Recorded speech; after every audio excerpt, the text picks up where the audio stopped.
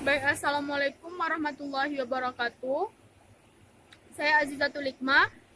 Saya mahasiswi jurusan Psikologi Islam. Pada video kali ini saya akan menjelaskan tentang pelanggaran atau kasus pelanggaran kode etik psikologi. Jadi, di video ini saya akan menjelaskan sebuah kasus pelanggaran kode etik psikologi. Di suatu kota di mana ada seseorang yang baru saja mendapatkan gelar psikolognya dan dia bekerja di salah satu biro pelayanan psikologi. Jadi ketika itu dia didatangi oleh seorang klien yang mana klien ini menderita depresi berat sehingga dia bahkan berpikir untuk mengakhiri hidupnya dan dia membutuhkan layanan darurat di biro tersebut. Akan tetapi para psikolog senior, para psikolog yang lebih memiliki kompeten, dia di dalam tugas lain di luar kota, bahkan layanan ini diberikan kepada seseorang yang baru saja mendapatkan gelar psikolog tersebut. Dan dia memberikan layanan darurat sementara saja. Dan beberapa hari kemudian telah pulang seorang ilmuwan, seorang psikolog yang lebih berkompeten dari dia. Bahkan seorang psikolog tersebut ingin memberi atau melanjutkan pemberian layanan terhadap klien tersebut. Akan tetapi, seorang psikolog yang baru saja mendapatkan gelar itu, dia tidak mau memberikan layanan tersebut kepada psikolog senior karena dia merasa mampu atau dia merasa bisa untuk mengatasi kasus ini. Jadi di situ terdapat pelanggaran psikologi karena seorang psikolog senior atau yang mempunyai kompeten dari dia tidak menemukan hasil yang signifikan.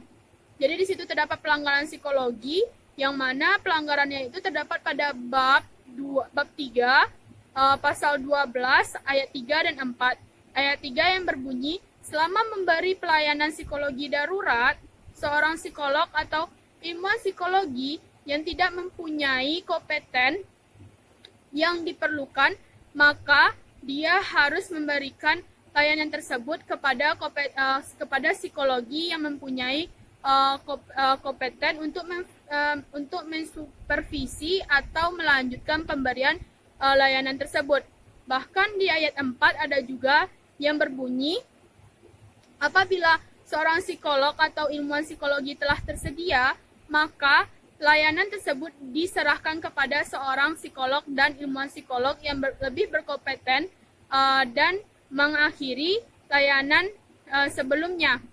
Jadi di situ dapat kita simpulkan bahwa dari kasus di atas tadi itu adalah pelanggaran kode etik psikologi yang mana dia tidak mau memberi layanan tersebut kepada seorang psikolog yang lebih berkompetensi di dalam hal itu atau berkompetensi mempunyai pengalaman untuk menjelaskan atau memberi layanan terhadap klien tersebut. Tetapi dia tidak mau memberikannya. Itu adalah salah satu pelanggaran kode etik psikologi. Dan bahkan menurut saya itu tidak boleh atau tidak dibenarkan. Karena apabila telah ada seorang psikolog yang lebih memiliki kompetensi dari kita, bahkan kita baru saja menyandang gelar seorang psikolog, maka kita harus memberikan layanan yang telah kita berikan tersebut kepada seseorang atau klien yang telah kita tangani tadi, atau yang telah kita berikan layanan tersebut kepada seseorang atau seorang psikolog yang kita memberikan layanan tersebut kepada seorang psikolog atau ilmuwan psikologi atau psikolog senior yang lebih memiliki kompetensi daripada kita. Jadi menurut saran saya, apabila kita telah menemukan seorang psikolog yang lebih memiliki kompetensi, kita harus memberikan layanan atau klien tersebut kepada seorang yang lebih memiliki kompetensi sesuai dengan pasal 4. Jadi saran saya, apabila terdapat kasus ini, maka kita harus melihat atau kita harus mengatakan kepada dia bahwa di dalam kode etik psikologi ada bab atau pasal-pasal yang menjelaskan tentang masalah ini. Itu sekian dari saya.